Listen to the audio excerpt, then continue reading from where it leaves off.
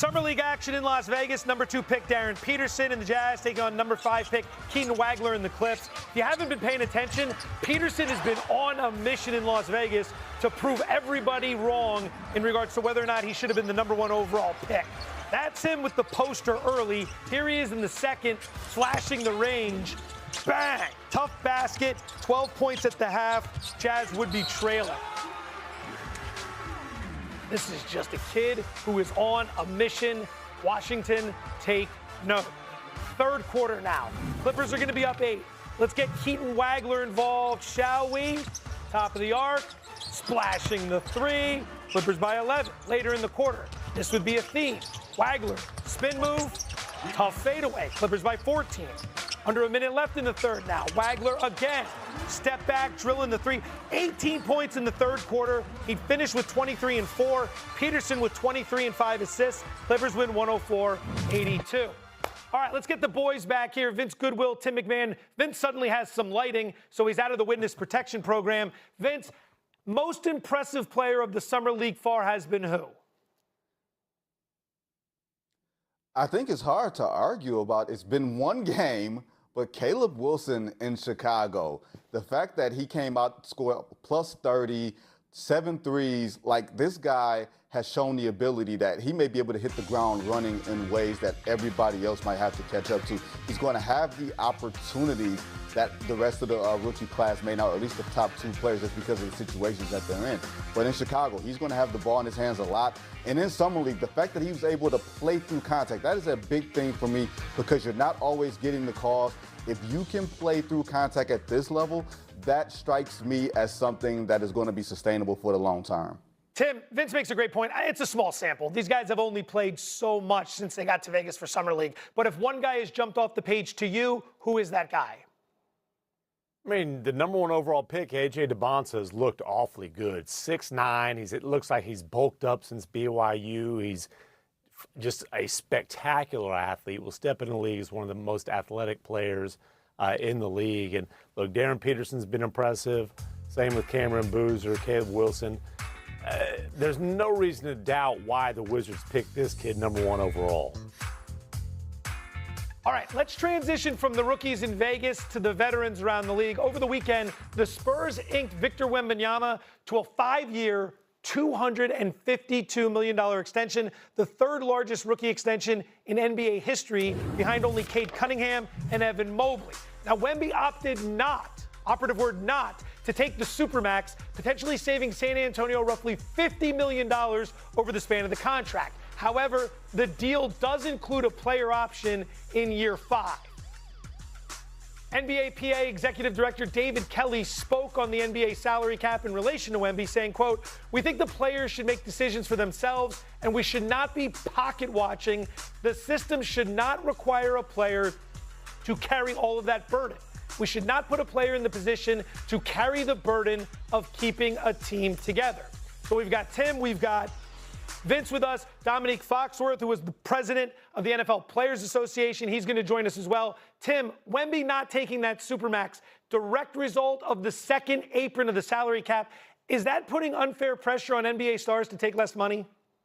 I mean, it's a fair interpretation. It's also Wemby putting his money where his mouth is, and that he wants to be the best player of all time. He wants to fulfill every ounce of his immense potential. That's going to require winning multiple championships.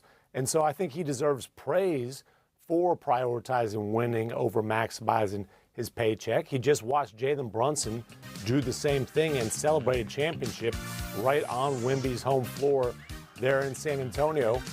But I don't know that it's fair to players. Also, why should the Supermax portion of a salary count towards luxury tax in the second apron? Look, this is a bad deal for the Players Association, and I definitely understand why this is an issue that the union leadership wants to bring to the light. Vince Goodwill, jump in here. Speaking of bringing things to light, $50 million less Wemby decides to take. Your thoughts? I don't like it. I'm all for, like, these players, and we got to understand this, these players have a very short shelf life to be able to maximize their earnings potential. We never asked NBA owners or owners of any sport, hey, sacrifice some of your profits so that you can put a better product on the floor or on the field. It's only on the players to have this responsibility. I don't like it. It's clearly a trickle-down effect, not just from the second apron, but from the CBA that was signed in 1998-99 that instituted a max contract. All these things have been taken away from players, and I know it's hard to understand that when you see the numbers going up and up and up with a bigger pie, but it's the elements of the pie. It's the haves and the have-nots, and maybe the NBA's middle class has grown, but when you look at the max players, the fact that in every other sport, it's a free market. In the NBA, there is a max salary, which is a cap on what you can do, and when you have a second apron, you're putting this responsibility on the players to play coach and general manager. If that's the case, give me 2 salaries if I got to do 2 jobs. Very well said. Dominique Foxworth, you were the the president of the NFL Players Association during your time in the league. I'd love to get your thoughts on this. A player taking $50 million less to help facilitate the team being able to win a championship. Well, you probably won't be surprised that I don't think it's a good precedent to be set, and it's a bad expectation to have of the players. But I think they've already covered why it's kind of bad for the players. I don't think people appreciate that it's probably bad for the league and for the fans going forward. In basketball, you don't want the great dynasty split up as a result of some salary cap maneuvering. You want those teams to stay together. I want to watch Wemby and Castle and Harper grow into some legendary threesome that wins championships and is compared to other teams. Like, this is bad for us when the history of the league is going to be determined by which player is willing to give back more money, not which player is the best and has most impact on the game. So, like, that's the concerning part. In this situation, it's fine. Wemby's great. He's going to make a lot of money. Him giving up less is not going to harm anything. But if there's even better stars who are willing to take much less than that and build up a power, it reminds me a little bit, and it might be a little bit of an unfair situation, but that momentary salary cap bump that allowed Kevin Durant to go to the Warriors, and that kind of made those seasons very like a unique blip in NBA history that I think kind of messed things up. And I don't want to create any more situations like that going forward. So abolish salary cap in all sports all the time. Tim, jump back in here. Do you think this is going to open the floodgates for more players to make decisions like Brunson and Wemby, or do you think ultimately this will kind of be an outlier situation like we've seen so far?